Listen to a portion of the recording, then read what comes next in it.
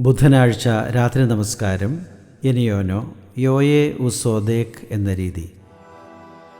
തിന്മ വെടിഞ്ഞൻ സോദരരെ, നമ്മെ പ്രതിയുത്സാഹിക്കാം, അനുതാപത്തിനു കാക്ഷിക്കാം, ദുഷ്കർമ്മങ്ങളുപേക്ഷിക്കാം.